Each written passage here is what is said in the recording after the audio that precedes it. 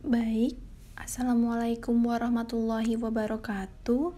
Perkenalkan, di sini saya Titis Indriani ingin menjelaskan tentang materi formasi Pescaprai dan formasi Barringtonia. Nah, di sini formasi ini merupakan sebagian dari ekosistem pesisir pantai.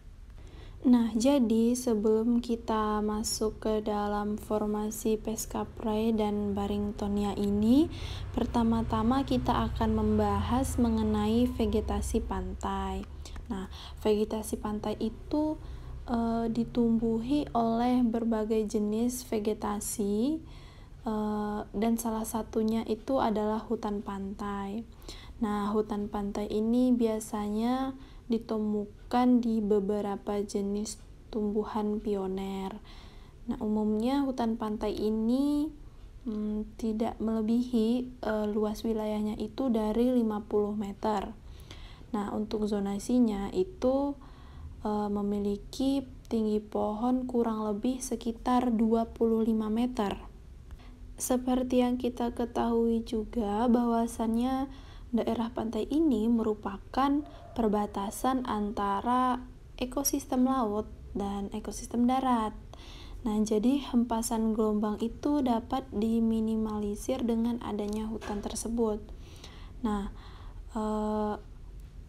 kita lihat ya di sini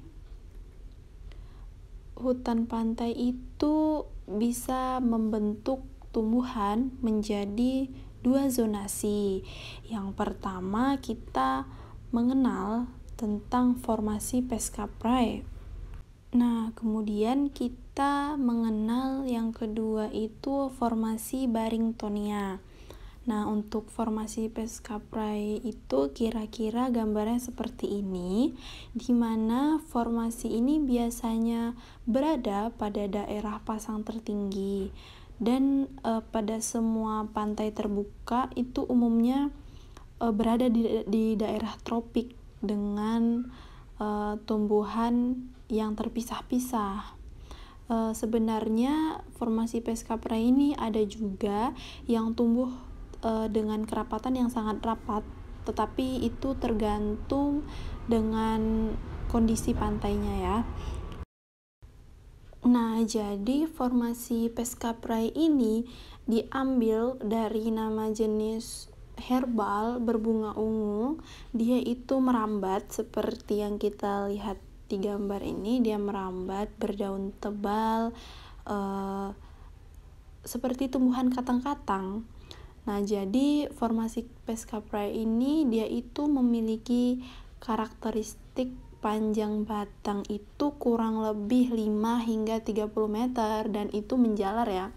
Seperti yang ada di gambar, akarnya ini berada pada ruas batang, di mana tentunya daunnya berwarna hijau kecoklatan dengan daun tunggal, dan bunganya berwarna kadang ada yang kita jumpai bunganya itu berwarna merah muda hingga ungu ya. Jenis tumbuhan ini biasanya ditemui hingga 600 meter dan biasanya ada di pesisir pantai dan umumnya berada di daerah tropis seperti itu. Nah, untuk lanjut ke sini, nah ini dia. Di sini tumbuhan Pescaprai ini biasanya tumbuh di daerah terpapar sinar matahari secara menyeluruh, dan minim air tawar, sedikit nutrien, dan pasirnya itu mudah untuk terdeposit dan terkikis. Nah, formasi ini terdiri dari tanaman yang tentunya merambat seperti teki-tekian dan rumput-rumputan, dan tumbuhan ini berasal dari tanaman yang paling dominan di area tersebut seperti Ipoea Pescaprai. Nah, di sini juga biasanya ditemukan di kepulauan Indonesia dan Pasifik Barat, seperti itu. Nah, kita lanjut. Di sini kita dapat melihat jenis tumbuhan Pescaprai ini seperti Canavalia maritima, Nah, yang ini tumbuhannya Cyperus maritima, dan yang ini Spinax litoreus. Nah, sebenarnya masih banyak lagi jenis tumbuhan Pescapreae, cuman yang saya tampilkan di sini hanya ada 3 gambar ya. Kemudian kita lanjut ke formasi Barringtonia, di mana formasi ini merupakan zona terakhir yang berbatasan dengan tipe ekosistem hutan lainnya.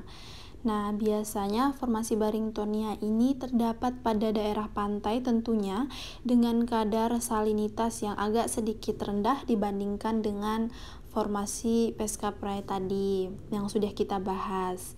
Nah, tumbuhan pada formasi Barringtonia ini dia itu memiliki karakteristik berdaun tebal seperti yang kita lihat pada gambar, itu mengkilap dan tingginya itu lebih kurang antara 15 hingga 17 meter. Nah, di sini kita dapat melihat ya perbedaan. Di sini saya sajikan gambar perbedaan antara formasi Pescapreae dan formasi Barringtonia. Nah, ini kan vegetasi hutan jadi dibagi menjadi 2 tadi. Yang pertama dekat daerah pesisir itu dilalui oleh formasi Pescapreae, dan kemudian di belakangnya diikuti oleh formasi Barringtonia.